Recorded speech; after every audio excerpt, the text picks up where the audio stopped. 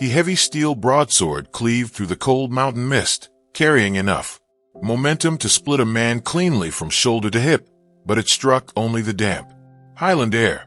In the next 9 seconds, a giant carved from ancient Scottish granite would learn that power without fluidity is nothing more than an anchor dragging its owner to the earth. To understand what transpired on that rain-slicked plateau, one must strip away the layers of modern myth and look directly at the elements as they were. This was not a theater stage or a Hollywood backlit with controlled lighting and safety mats. It was the Isle of Skye, Scotland. Late autumn, where the wind blows off the Atlantic with a bite that penetrates woolen cloaks and leather jackets alike. The Highland mountains loomed in the background, jagged, black volcanic rock rising out of the heather like the teeth of an ancient, sleeping beast. The ground beneath their feet was a treacherous mixture of peat bog, slippery wet moss, and loose gravel. A single misstep on this terrain meant a broken ankle. A single slow reaction meant disaster.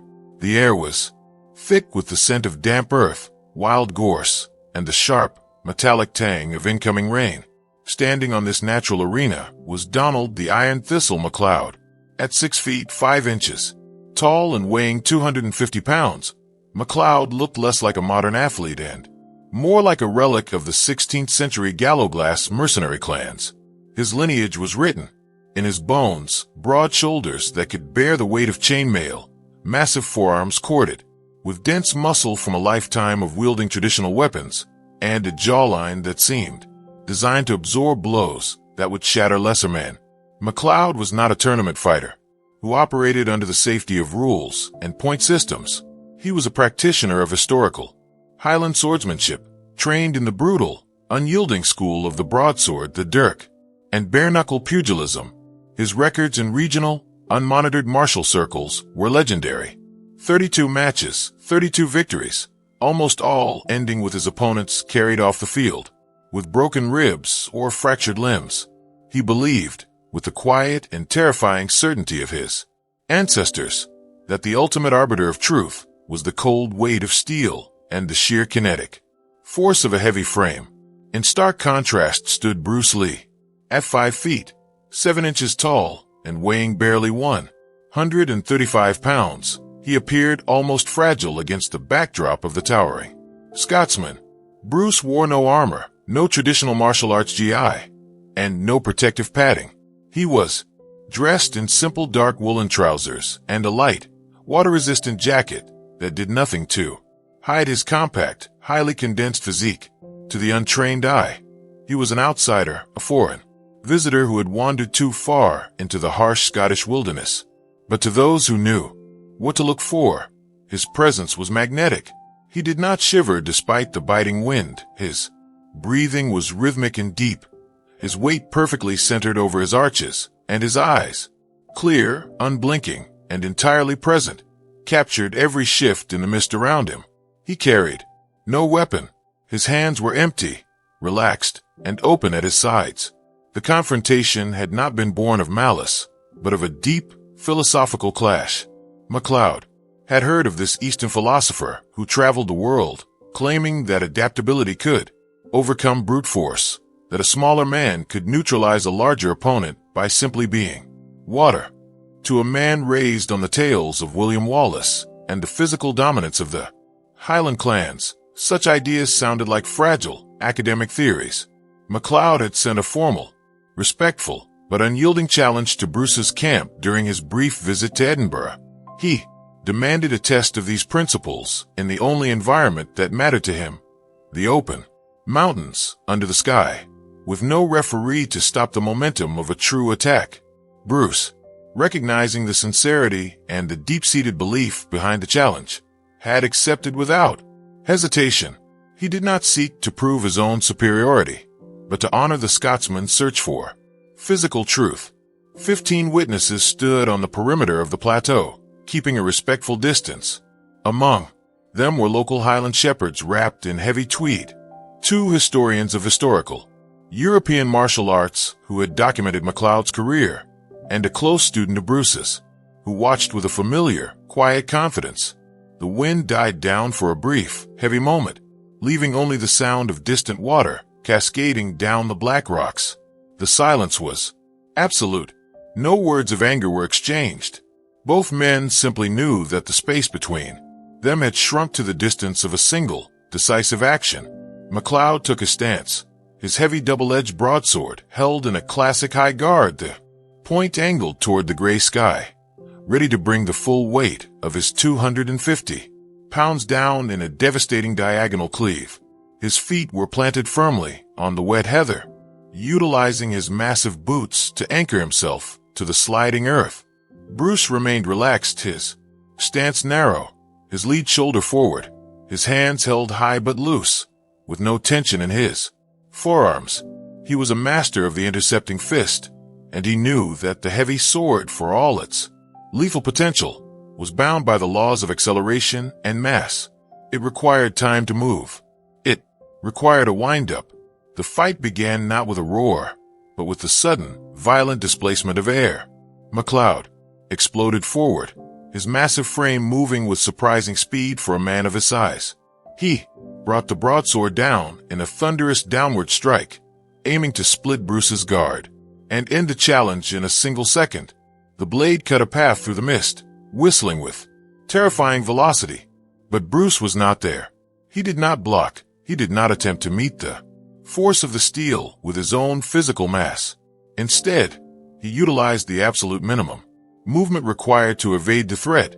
With a microscopic shift of his lead foot and a subtle rotation of his hips, he stepped offline. The sword passed by his shoulder, missing his jacket by less than an inch, and buried itself deep into the soft, wet peat of the plateau. You fight the wind, my friend, not the man. You have committed your entire house to a single door, and now that the door is empty, you cannot return.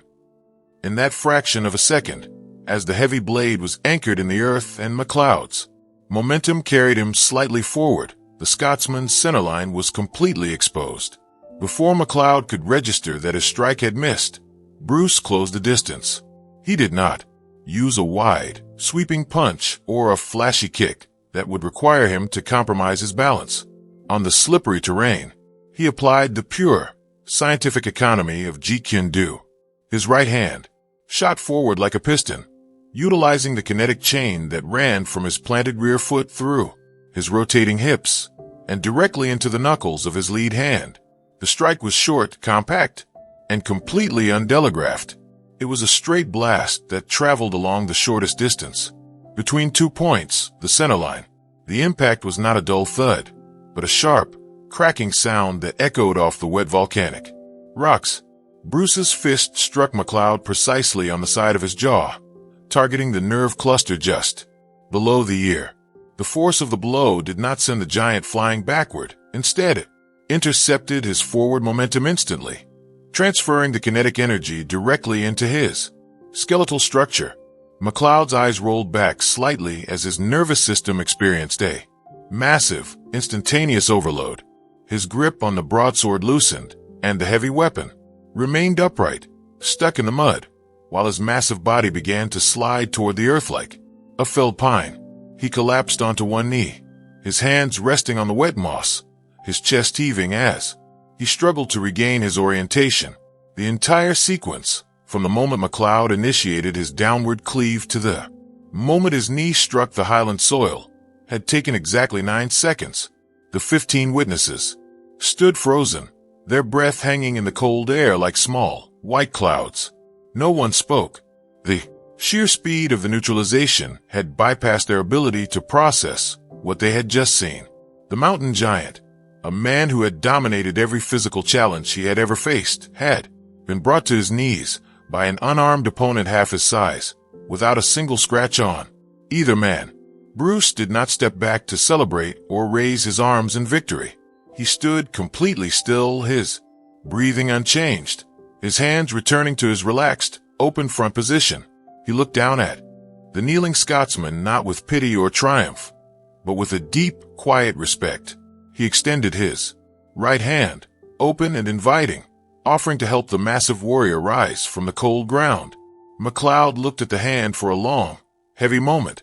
His pride, built on decades of physical dominance, and ancestral legacy, struggled against the reality of those 9 seconds. But he was a true warrior, and a true warrior recognizes mastery when it is demonstrated without ego.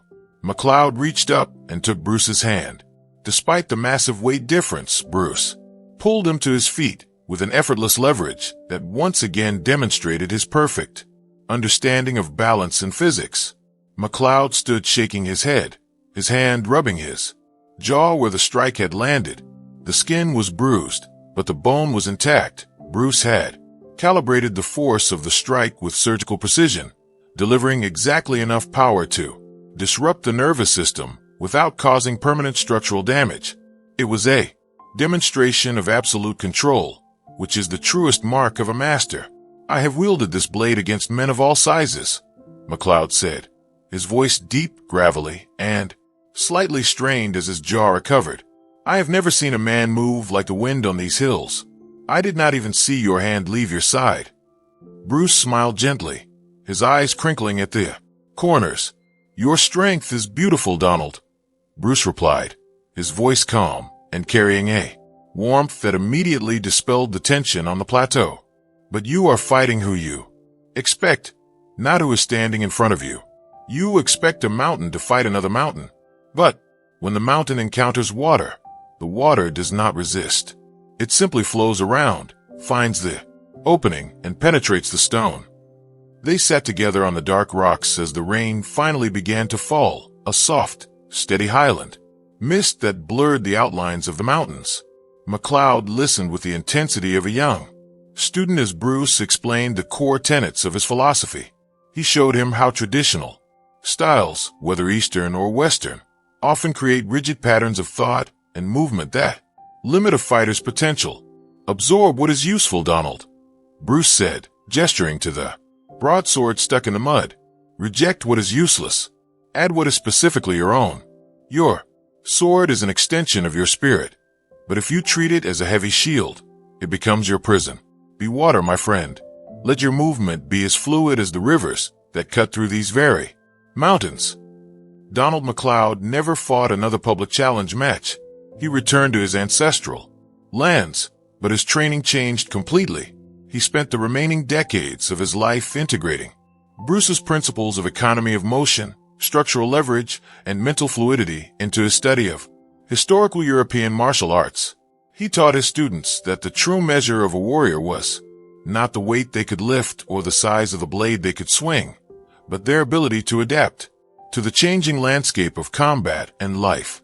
And on quiet, misty evenings in the Highland taverns, when young men spoke of strength and physical dominance, McLeod would smile, rub his jaw, and tell them of the day the mountain met the dragon, and how 9 seconds of water washed away a lifetime of stone.